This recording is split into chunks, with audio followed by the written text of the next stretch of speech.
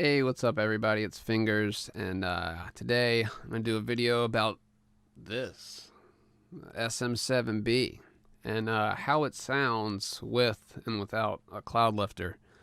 I've got the SSL 2 solid state logic audio interface running, and right now I do have the Cloudlifter on. So what you're hearing me, talk through right now, this is how an SM7B sounds like through an SSL2 with a Cloudlifter. I think it sounds great. It's really dynamic. I can get real loud and it doesn't over peak it, but but if I get loud back here, it's different. It's all different. So with the Cloudlifter, we're going to go and test all the different volumes of where it's sitting at and what gain I've got. I've got it pretty locked in right now. At least I think so. So this is with the Cloudlifter, and the SSL2 has a switch on it called the Legacy 4K switch, which gives you a little more presence and upper frequency. I said that in another part in this video. You'll hear me repeat myself, but that was earlier that I recorded, so now I have the 4K switch on. It should, sound a little different, but we're going to turn it back off and talk some more. So yeah, we're going to get along with the tests, and hopefully at the end of this, you'll know if you need a Cloudlifter or not. I think it makes a huge difference personally. Some kind of thing to drive the mic is, especially this mic right here, is very important. So I'm gonna go ahead and switch over to this next cut where I started doing some tests before I set it up. Here we go. Hey, what's up everybody? It's Fingers, and today I'm gonna be messing around with this brand new mic that I got. Got a nice mic finally. Got the Shure SM7B, legendary mic. Yeah, I got the blue compass as well. This thing is pretty buttery. Moves around great.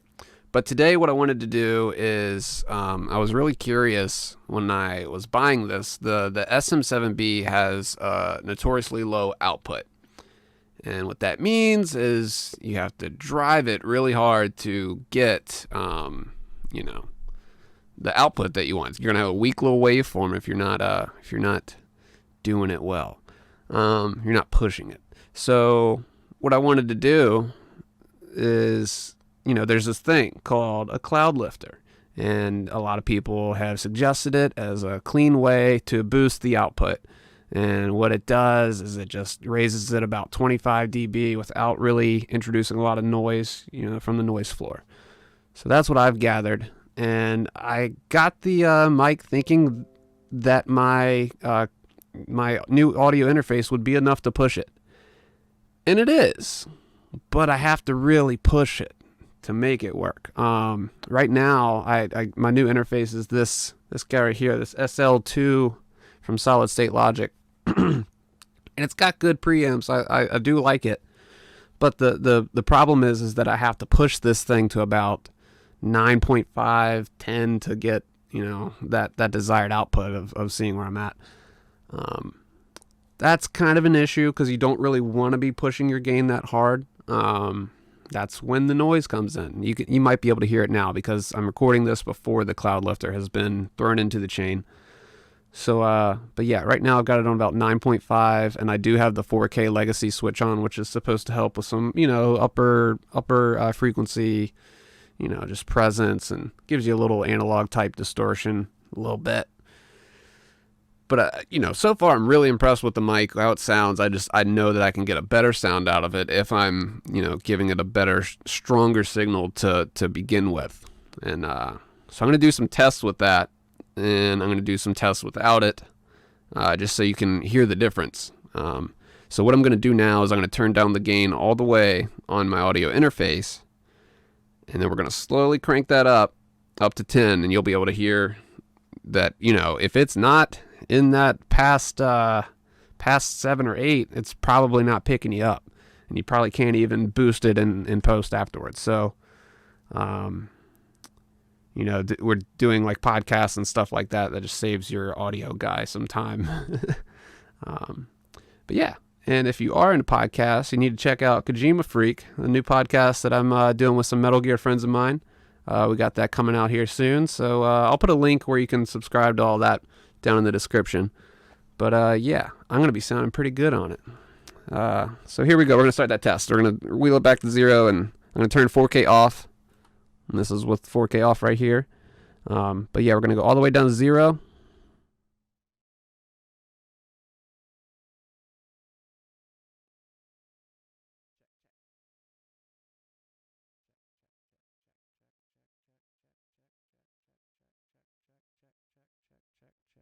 Check. Nothing. I'm not even getting picked up. So here we go. Check.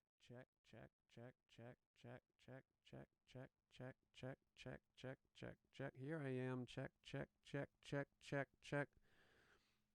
And that's about 3 o'clock. About a 7, maybe an 8. So here we go. Check. Looks about 8.5. Check. That's right on 9. Check. I'm going to keep going. Check. That's full blast right there. All right, so we're going to do it again, but with 4K on.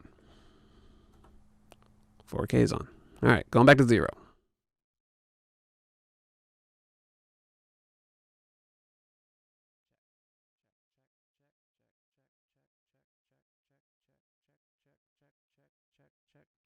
Check. Is it 12?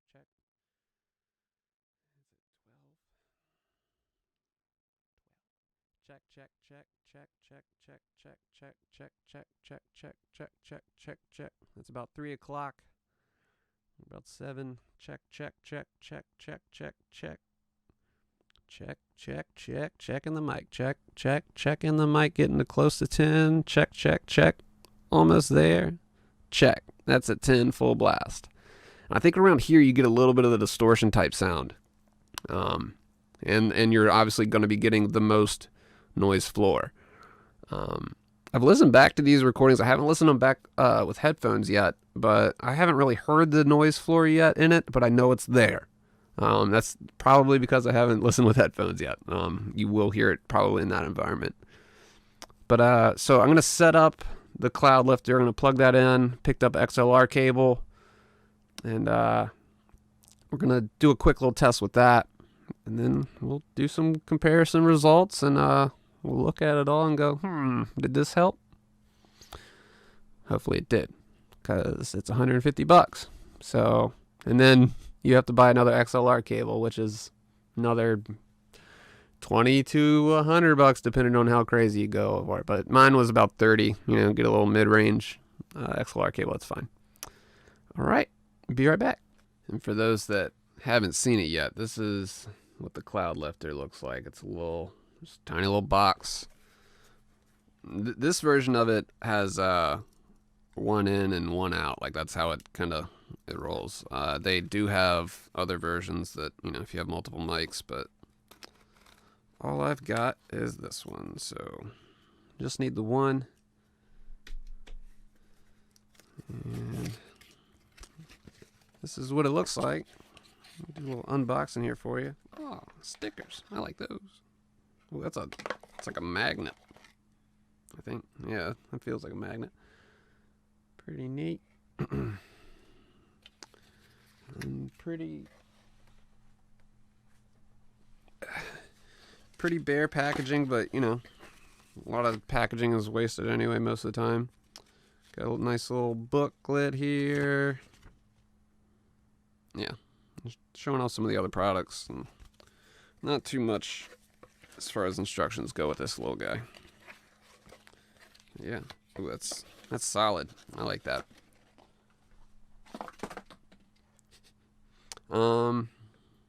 Yeah. All right.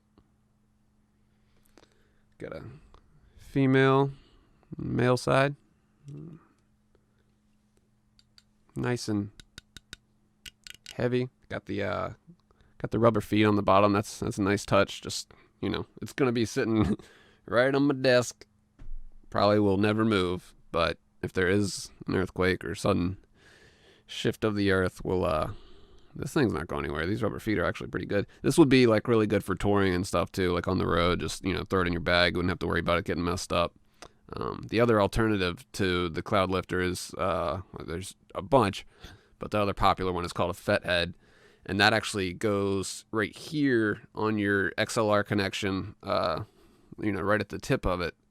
And you actually don't need another XLR cord. So that is a plus in that situation, but I just didn't want to add another thing. I've already got this extender arm, and if we added more to this thing, it would be down here and stuff. So, which if you are getting this microphone, this is a quick tip for you, this will save you some trouble.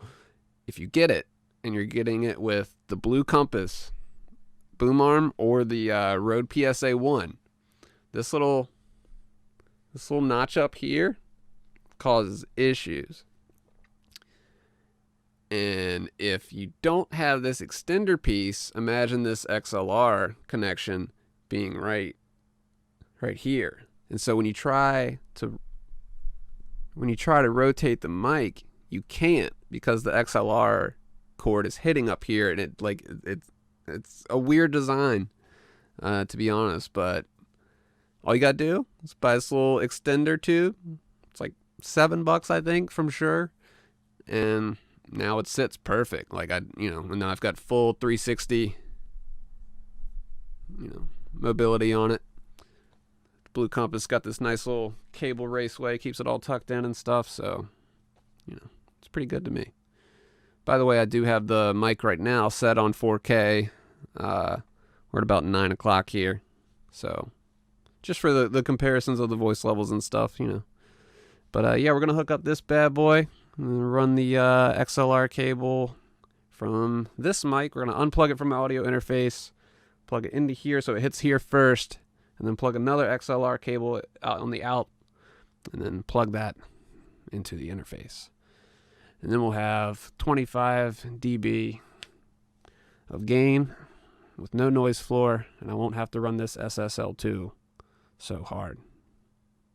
So it should sound better. Less gainy, less distortion. Should be good. But yeah, let's get to that. All right, doing another test here. Let's bump this back down.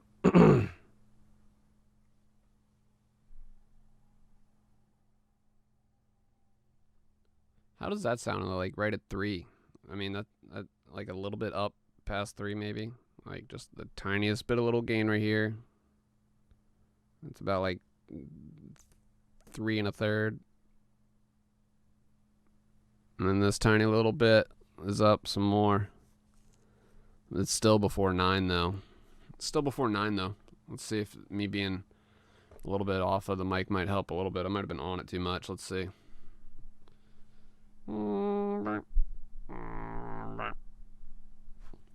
Yeah, I mean, so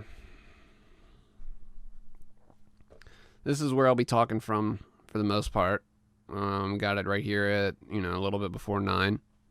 I want to find a good level and just keep it there. This is a little bit before 9 too. Also kind of high up there. And 10 sounded crazy. Like 10 sounds crazy. Which, hey, we're, let me back off some more when I talk.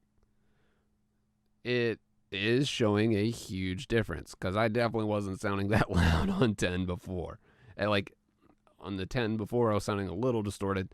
That being blown out. This thing has good preamps. That's the thing. The SSL2 does have good preamps. It was just barely shy of where it needed to be for me to not have to buy a Cloudlifter. But I think I'm glad I did, because now I have a lot more control between that good and bad sound. And I think just messing with these levels, I'll be able to dial it in. Whereas before, it was like, hey, 9 and 10 sound good. Find a spot in between that. And you're like, I guess. So this is a little bit above 3. Again, we'll turn it up a little more here. It's still not quite 9, and it seems like I'm not peaking. Well, I just did right there. God damn it. If that's the one time I did peak, that's fine. But you know, I'm gonna try to raise my voice here and get a little loud just to see what it does in response to me. I don't want to scare you, so. I mean, I really don't get what's going on here. I do, but I'm talking louder. I'm not peaking. That's great. I like it. The plosives might still be there. Might have to throw in the thicker windscreen, maybe. My plosives are pretty strong. How about that plosive action, though? What are we picking up here? No windscreen, just the phone. Testing our mics, seeing what they're at. This is about 8.5. So we're just testing it at 8.5. No 4K switch on right now. Let's just do that really quick. 4K switch on right now. Sounding 4K legacy-ish. Just doing a bunch of tests. So let's turn that back off. And this is without it. This is me talking. We are a fist away. The official Joe Rogan measurement.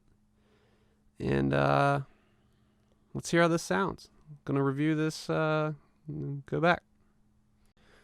Hey, just checking my mic, seeing what my waveform looks like. Right here, chilling about 8.5, a little low, it looks like. Could maybe come up a little bit. Maybe the recording volume's just low. Got it at 90. Let's turn that up to 100. We at 100 now. Let's see what that sounds like, if it's a little better. Got a burp in the mic. First one, nice, official. Let's turn on 4K really quick. Testing 4K, seeing how it sound. All right, testing 4K. And I think I might leave 4K on. It kind of sounds good. But we'll test it and see. We'll test it and see. We'll test it and see.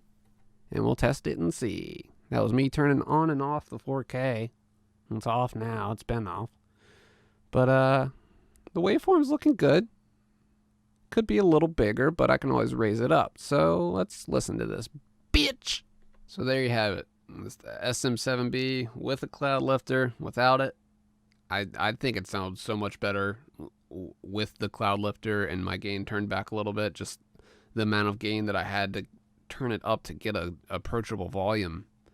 It just wasn't quite there with the amount of control that I wanted to have. Does it work? Yeah. Can you make it sound better with the Cloudlifter and turning your gain back some? Yeah. It does cost about $150 for the Cloudlifter, and then you do have to buy another XLR cable. But I'll put links down in the description to all the pieces in this setup. Overall, I think it's about, let's see, you got 400, add 100, that's 500. This audio interface, the audio interface is gonna matter for sure. But if it's any worse quality than this SSL2, you're definitely gonna want to get something to drive it more. I've heard people talk about the focus rights, it being fine on there, but I think you still have to do some editing and post to get that, you know, up to where you really need it. But for me, I can hear a difference for sure. It's just a lot less gainy and just distorted, where I had to really crank it, and I'm sure the noise floor on that was just yeesh at that point. But not really anything bad about the SSL2 personally. I think it has good preamps. This is just such a demanding mic that anything else you would throw at this, it would probably be fine. It drives headphones really well, so I do know that it does have good industry standard preamps. But that Cloudlifter came in clutch. So I think if you have the money and are looking to upgrade the sound, and this just isn't, you know, putting out the output that you need, that's the solution right there. Because yeah, you heard earlier, if I turned this up to 10, that got into like meme territory. It sounded really distorted. So that's driving way too hard, and that's like the extreme example of it.